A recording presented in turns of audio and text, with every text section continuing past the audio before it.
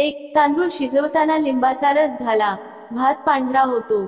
2. पुलाव करताना संत्र्याच्या सालीचं चूर्ण मिसळा, यामुळे पुलावला सुगंध प्राप्त होतो.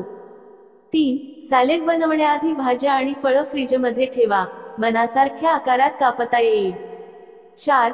रस्सा दाट, स्वादिष्ट होण्यासाठी दाण्याचं कूट, नारळाचा चव मिक्सरला करून रश्श्यात घालावा. 5. कुठलीही भाजी कमी पाण्यात वाफेवर शिजवावी, भाजी चविष्ट होते. 6.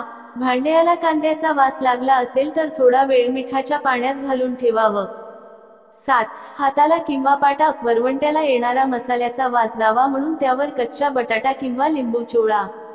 8. पुरीसाठी पीठ मळताना त्यात थोडं दूध व बेसन मिसळा, पुऱ्या खुसखुशीत बनतील. 9. मसालेदार पदार्थांची करी घट्ट करण्यासाठी त्यात काजू किंवा तिळाच्या पेस्टचा वापर करा. 10. डोसा कुरकुरीत करण्यासाठी त्यात पोह्याचा चुरा मिसळा. 11. दूध उकळण्यापूर्वी पातेल्यात थोडं थंड पाणी घाला, दूध खाली लागणार नाही. 12. हिरव्या पालेभाज्या लोखंडी कढईत शिजवा, त्यात लोहाचे प्रमाण वाढते. 13. भाज्या, कडधान्य उकळल्यानंतर त्यातील पाणी फेकू नका, यात व्हिटॅमिन बी कॉम्प्लेक्स मोठ्या प्रमाणात उतरते. हे पाणी भाजीत किंवा कणिक मळतानाही वापरता येते. उकळून न घेताही भाजी वाफेवरही शिजवू शकता. 14. पुलावसाठी मसाला तयार करताना पदार्थ कड भाजून मिक्सरवर दळून घ्यावे आणि हा मसाला पाण्यात चांगला उकळून घ्यावा. खळखळ उकळी आल्यावर गॅस बंद करून पाणी थंड होऊ द्यावे आणि याच पाण्यात भात शिजवावा. यामुळे मसाले तोंडात येत नाहीत आणि पुलावला छान वास लागतो, स्वादही वाढतो. 15.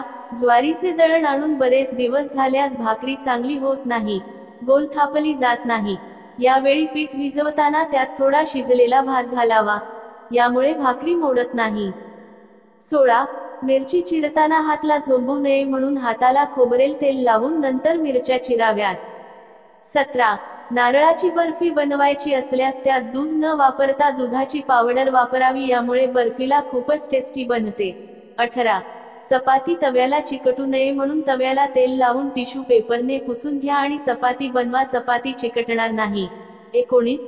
गूळ किसायचा असल्यास त्याला ओव्हन मध्ये थोडा वेळ गरम करा आणि मग किसणीवर किसून घ्या, गूळ पटकन किसता येतो.